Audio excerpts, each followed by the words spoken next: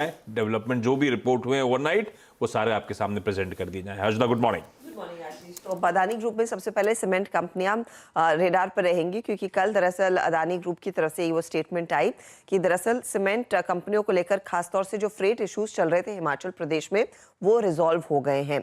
अब उससे गागल और दरला घाट के प्लांट का जो ऑपरेशन बंद हो गया था दिसंबर के बाद, वो फिर से ऑन ट्रैक आता हुआ दिखाई देगा।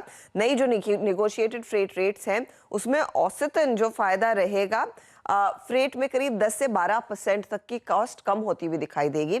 ये फिलहाल नई बातचीत करके नई जो दरें तय की गई हैं उसका फायदा कंपनी के हाथ लगता हुआ दिखाई देगा। दिसंबर से याद रखिएगा ट्रांसपोर्ट कॉस्ट बढ़ने के चलते कामकाज बंद था, तो वो प्लांट्स ऑन ट्रैक आएंगे और अच्छा खासा दरअसल यहाँ पर कैपेसिटी है उन प्लांट्स की, काफी ज्यादा सप्लाई होती है, तो एक बड़ा पॉजिटिव है दरअसल सीमेंट सेक्टर के लिए और खास तौर से इन दोनों कंपनियों के लिए। तो ये वो पहला पैक है सीमेंट बिजनेस वाला जो अदानी ग्रुप के लिहाज से आज फोकस में रहेगा। इसके अलावा आप ध्यान दीजिएगा अदानी पोर्ट पर भी। दरअसल इन्होंने कमर्शियल पेपर का जो ड्यूज थे, स्पेशली अप्रैल वाले एसबीआई म्यूचुअल फंड और साथ ही साथ आदित्य बिरला म्यूचुअल फंड का 1500 करोड़ का अमाउंट जो ड्यू था वो कल इन्होंने पे कर दिया है। अब अगला ट्रांच जो आएगा, जो ड्यू होंगे कमर्शियल पेपर्स, वो करीब 1000 करोड़ का है। मार्च में वो पेमेंट होना है।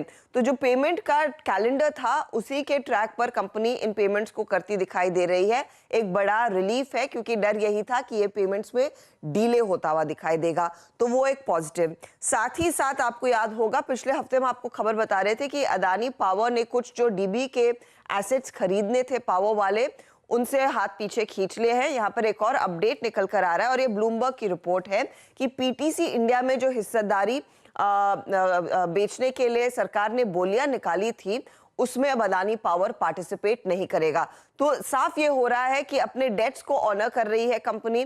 जो सीमेंट बिजनेस का फ्रेट को लेकर इशू था वो रिजॉल्व होता हुआ दिखाई दे रहा है, और स्पेशली जो एडिशनल कैपेक्स करने वाले थे या फिर जो एडिशनल एसेट्स खरीदने वाले थे वहां से कंपनी ने हाथ पीछे खींच लिए हैं। अपना फोकस कोर बिजनेस पर रहेगा, जो एग्जिस्टिंग कैपेसिटी है उसी के साथ बिजनेस को फोकस में रखेंगे, और ऑफ कोर्स डेट कम करने पर भी कंपनी का फोकस रहा है। केपेक्स से हाथ खींचना पड़ रहा है। डीबी पावर के बाद अब पीटीसी इंडिया में भी अब ये लोग बिड नहीं करें।